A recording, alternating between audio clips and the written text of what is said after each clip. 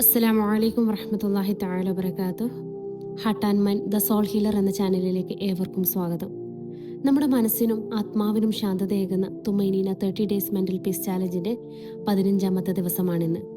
അതായത് നമ്മൾ ഈ ചാലഞ്ചിൻ്റെ കൃത്യം പകുതിയിലെത്തിയിരിക്കുന്നു. ഇന്ന് നമ്മൾ സംസാരിക്കുന്നത് നമ്മുടെ ലക്ഷ്യങ്ങളെയും സ്വപ്നങ്ങളെയും ദിവസേന കൊന്നുകൊണ്ടിരിക്കുന്ന ഒരു വലിയ ശത്രുവിനെ കുറിച്ചാണ്. അതാണ് മടിയും അലസതയും, അഥവാ പ്രോക്രാസ്റ്റിനേഷൻ എന്ന് പറയും.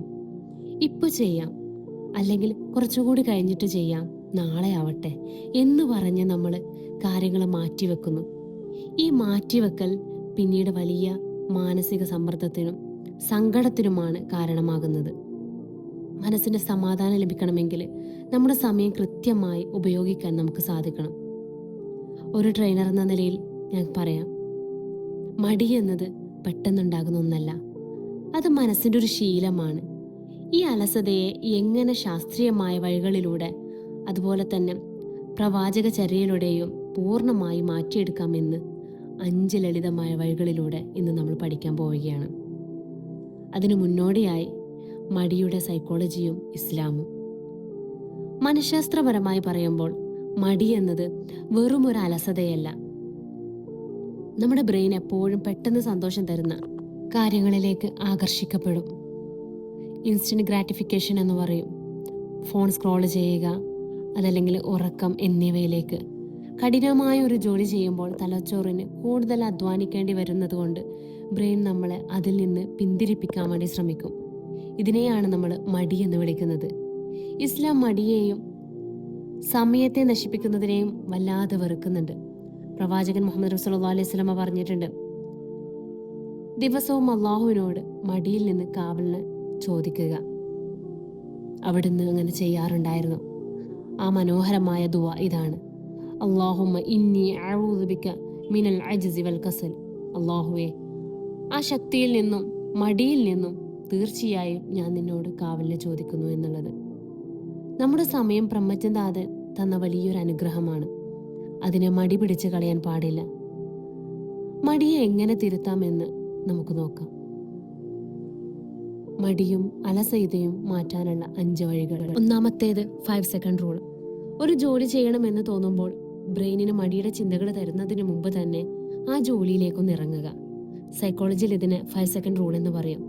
നിങ്ങളൊരു കാര്യം ചെയ്യാൻ മടിച്ചിരിക്കുമ്പോൾ മനസ്സിൽ 5, 4, 3, 2, 1 എന്ന് പിന്നോട്ടേക്ക് എണ്ണുക. 1 എന്ന് പറയുമ്പോൾ ഒരു റോക്കറ്റ് കുതിച്ചു വരുന്നത് പോലെ നിങ്ങൾ ആ ജോലിയിലേക്ക് ഇറങ്ങുക. ഈ കൗണ്ട് ഡൗൺ നിങ്ങളുടെ ബ്രെയിനിലെ മടിയുടെ ചിന്തകളെ തടയും. രണ്ടാമത്തെ കാര്യം, വലിയ ജോലിയെ ചെറുതാക്കുക. The chunking method. വലിയ ലക്ഷ്യങ്ങളെ ചെറിയ ടാസ്കുകളാക്കുക. നമ്മുടെ മുന്നിൽ വലിയൊരു ജോലി കിടക്കുമ്പോഴാണ് ബ്രെയിന് പേടിച്ച് മടി കാണിക്കുന്നത്. അതുകൊണ്ടാണ് ജോലികളെ ചെറിയ ചെറിയ ഭാഗങ്ങളാക്കുക എന്ന് പറയുന്നത്. Micro task. ഉദാഹരണത്തിന്, ഒരു വലിയ പുസ്തകം മുഴുവനും വായിക്കണം എന്ന് വിചാരിക്കുന്ന സമയത്ത് മടി വരും. പകരം ഇന്ന് ഞാൻ വെറും 2 പേജ് മാത്രമേ വായിക്കൂ എന്ന് തീരുമാനിക്കുക. ആ ചെറിയ തുടക്കം നിങ്ങളെ വലിയ ലക്ഷ്യത്തിലേക്ക് എത്തിക്കും.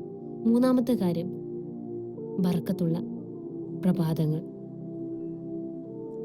Early morning magic. പ്രഭാതങ്ങളിലെ സമയത്താണ് ഏറ്റവും കൂടുതൽ എനർജി ഉണ്ടാകുന്നത്. പ്രവാചകൻ സല്ലല്ലാഹു അലൈഹി വസല്ലം ഉമ്മത്തിന് വേണ്ടി പ്രാർത്ഥിച്ച ദുആ: അല്ലാഹുമ്മ ബാരിക് ലി ഉമ്മത്തി ഫി ബുക്കൂരിഹ. അല്ലാഹുവേ, എൻ്റെ ഉമ്മത്തിന് അവരുടെ പ്രഭാതങ്ങളിൽ നീ ബർക്കത്ത് നൽകണമേ എന്നുള്ളത്. സുബ്ഹി നമസ്കാരത്തിന് ശേഷം വീണ്ടും ഉറങ്ങാൻ കിടക്കാതെ ആ സമയത്ത് നിങ്ങളുടെ ഏറ്റവും പ്രധാനപ്പെട്ട ജോലികൾ ചെയ്യുക.